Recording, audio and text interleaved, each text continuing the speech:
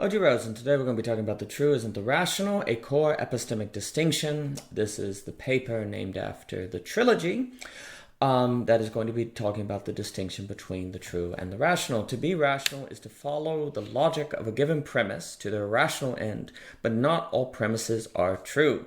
To be true is to believe in true premises, whether rational or not. It is, of course, best to be rational and true, but just because a person is one doesn't necessarily mean the person is the other, and vice versa.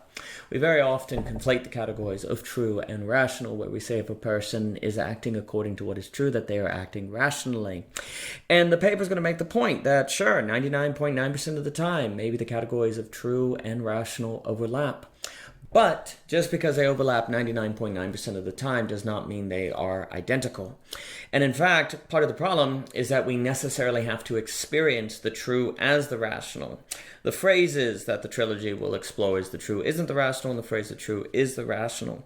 And the issue is that we're basically phenomenologically stuck to naturally experience the true is the rational, which makes it very difficult to get that the true isn't the rational.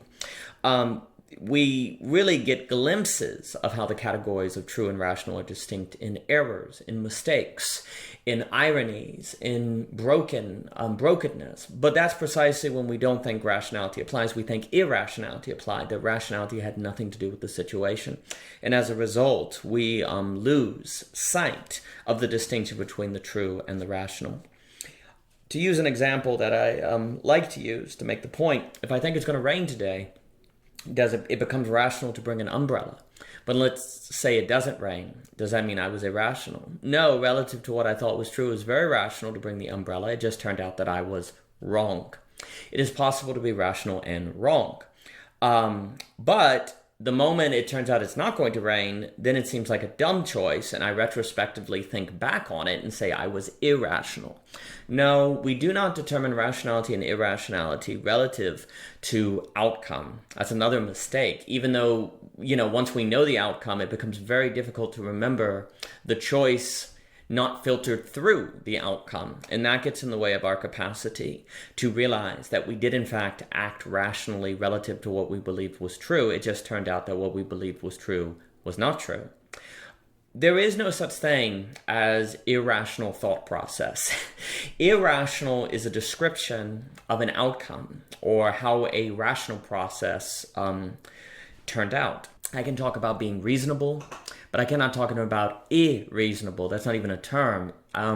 Irrationality, no one thinks they are being irrational when they decide to do something to themselves. Sure, they may choose what's not best, but they can't experience what they're doing as being irrational. Otherwise, they would not do it. Even Dostoevsky's Underground Man, who makes a point to go against 2 + 2 = 4, believes it's rational to go against 2 + 2 = 4 as an expression of, say, freedom.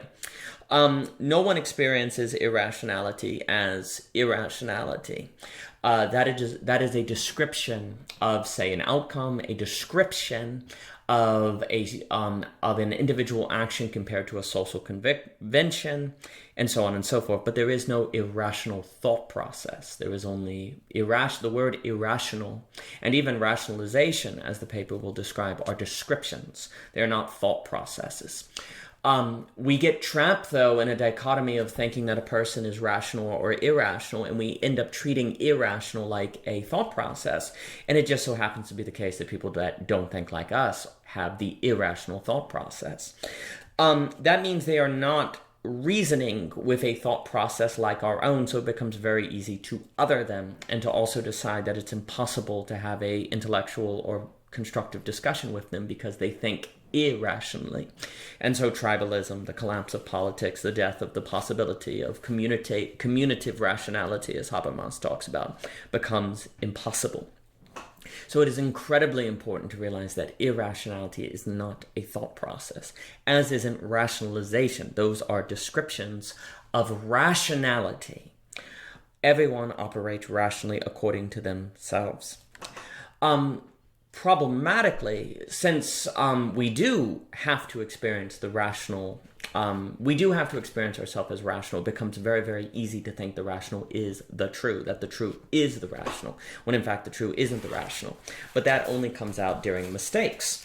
But if I can glimpse moments where the true isn't the rational, well, that one moment transforms the entire horizon of possibility or epistemology. If I see once in my entire life a green cat, a genuinely green cat, then even if 99.9% of the time I don't experience a green cat, but say a white cat, a black cat, a whatever, a brown cat, it doesn't change the fact that a green cat is possible, and not only possible, but a realized possibility. So a single experience can transform the entire horizon of what I believe is tenable and possible. So similarly, a glimpse of the true not being the rational and the rational not being the true forever defines the categories as distinct, even if 99% of the time they overlap. Again, every moment you're surrounded by facts and examples of the true and the rational overlaying. I am currently speaking to you, so it's rational to continue speaking and not to stop suddenly. I am sitting at a desk. It is rational to believe that the chair is going to keep holding me up because it's holding me up right now. All around me, there are countless examples of facts and corresponding rationality relative to those facts. And thus, again, that's why I say 99.9% of the time the true is practically the rational, you could say. Where in practice, they function as an identical category. But the word practical is funny, and in the paper, the phenomenological pragmatism, I talk about how the word practical might be the most consequential term in my epistemology, because if I say the true is practically the rational, then it means simultaneously, almost, approximately, very close to being. And it also means in practice, the true is the rational. But it doesn't, if I say the true is practically the rational, that does not mean the true equals the rational, that it is the rational. But the issue, the reason why this mistake is so easy to make is because indeed the true is practically the rational. The categories overlap an incredibly high percentage of the time, in the same way that the true overlaps with where thinking overlaps with perception so often, as discussed in that paper on thinking and perceiving. We have a similar problem here. Again, the distinction between the rational and the true comes out when I tend to make mistakes. When I think that I saw a cat, and then I look again and it's a groundhog down by the barn. I thought I saw a cat, so it became rational to get closer. But then when I realized it was actually a groundhog, suddenly it's rational to get away, because groundhogs are not domesticated creatures. But you see, the issue is, the moment I realized it wasn't a cat and it was a groundhog, suddenly and all at once, the entire situation is reinterpreted according to a new rationality. Rationality instantly consumes the new information, and now I back away, as if rationality was always involved. When I thought there was a cat, it was rational to get closer. When I see it's a groundhog, it's rational to back away. Notice that rationality, like a constantly flowing river, is constantly at play. In order to realize the distinction between the rational and the true, I have to remember that I thought it was a cat, and that it was rational to get closer when I thought it was a cat. But relative to what actually was the case, it was a groundhog, not a cat. I actually acted wrongly. I did not act as I should have acted, which would suggest that the truth all along was that I was dealing with a groundhog. But when I thought the truth was a cat, then rational action was to get closer. So this is the funny thing. Truth organizes rationality, and that means they are distinct. Truth couldn't organize rationality if truth was rationality. They would simply be the same thing. But I determine what is rational relative to what is true, and I can be wrong about what I think is true. Therefore, the categories are distinct. But we tend to think about wrong as evidence of irrationality. And since we erroneously think of irrationality as a thought process, we then are able to conflate together irrationality and error, and conflate together rationality and truth, and correctness and rightness. All of which, and that mistake is conflated by our constant daily experience, where the true and the rational overlap so continually. So it's easy to make this mistake. But it is an incredibly consequential mistake, because then I conflate categories like true, rational, right, best, logical, and stuff like that. And by definition, I must therefore think that anyone, say politically, who doesn't think like me, who ideologically doesn't think like me, is irrational. And this is going to contribute to tribalism, and the death of democracy, as we discussed, and people not talking with one another and hating difference and all those other things. Also, I'm going to be very prone to overconfidence because I must experience myself as rational. And if I associate rational with right, well, then I'm always right. And so you end up with overconfidence, not being aware of you're going to be vulnerable to black swan events, stuff like that. So the problem is when rationality is conflated with true, rationality also gets conflated with best and right. And this is very practically consequential, one, because of the overconfidence problem I noted, but then take a phrase like the market is rational.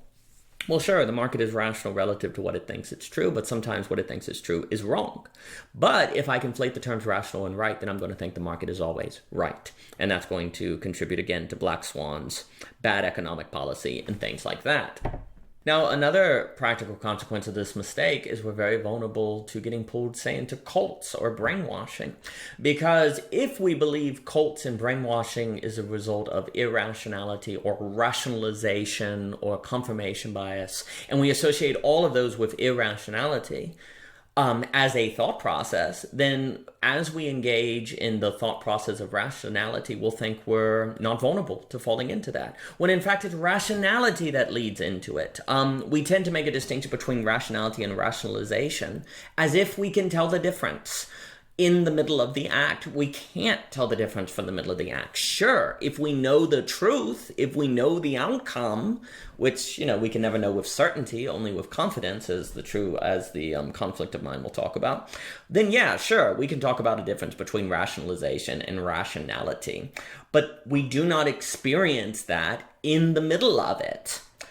Problematically, we can't experience ourselves as rationalizing, really, but we can experience other people as rationalizing, and so we come to be trained to think we can tell the difference. And so we come to think that we would tell if we were making that mistake when we can't. And so the conflation of the categories leads us to being vulnerable. Yes, we can see rationalization in other people, which trains us to think, again, that we would be able to notice it in ourselves, but this is not the case. And thus, the conflation of the rational and the true leads to being vulnerable to conspiracies. And we see an explosion of conspiracies today, which is a topic I will speak with Lorenzo on in regarding Pandora's rationality and the proliferation and spreading of what we like to call Schrodinger's conceivability structures and internally consistent systems and things like that. So again, we cannot help but experience the world as if the true is the rational. But as we've discussed throughout the True Isn't the Rational trilogy, there's this problem of autonomous rationality, which David Hume identified as causing totalitarianism. Benjamin Fontaine identified as calling totalitarianism, which is this notion that rationality can be its own grounding. We can be rational all the way down, and this is autonomous rationality. Well, basically, the true equals the rational is autonomous rationality.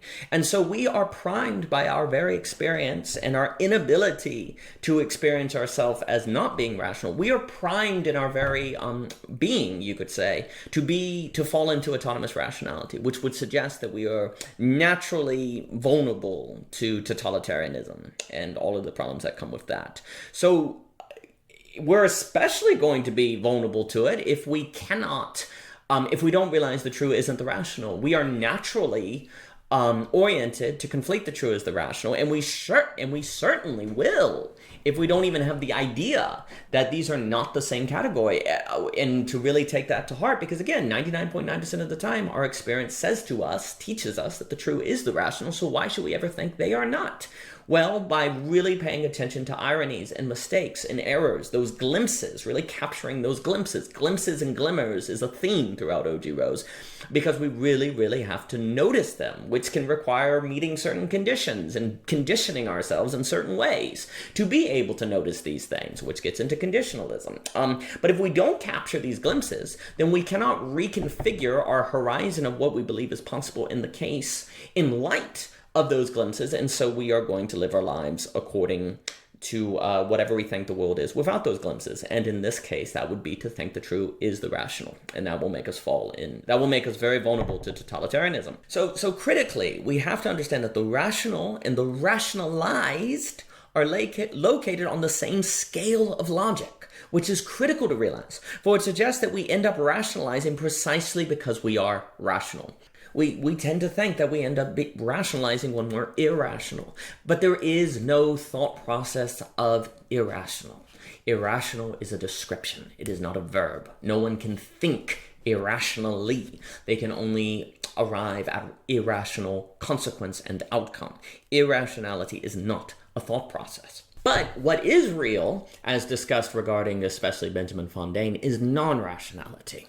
And so much of O.G. Rose is going to talk about the need to deconstruct this dichotomy between rational and irrational, because irrational is just simply not a helpful phrase. I'm not going to say we can never use it, but because it's a valid descriptor to mean wrong or not thinking clearly or not thinking logically, but we have to be careful with the term irrational because it is not a thought process, just a descriptor. But non-rational, which is, say, emotion, experience, perception, aesthetic experience, so on and so forth. Non-rational is very real. And in fact, if we follow the work of Lorenzo and Fontaine, it's the only way to escape Nash equilibrium situations, which is where we get a suboptimal outcome because everyone is rational. So to escape Nash equilibriums and totalitarianism, which is a suboptimal result, we need non-rationality. Ultimately, the truth we can associate with non-rationality, and rationality we can associate with rationality. And so you need a dialectic between the non-rational and the rational in order to function truly and according to what is actual, which is that the true isn't the rational. That is what is actual. And if we do not take into account non-rationality, which it's easy not to precisely because we only have the language of irrationality, and thus we define non-rationality and think of it as irrational, and so other it and bracket it out of our thinking. But if we don't do that, then we are going to fall into autonomous rationality.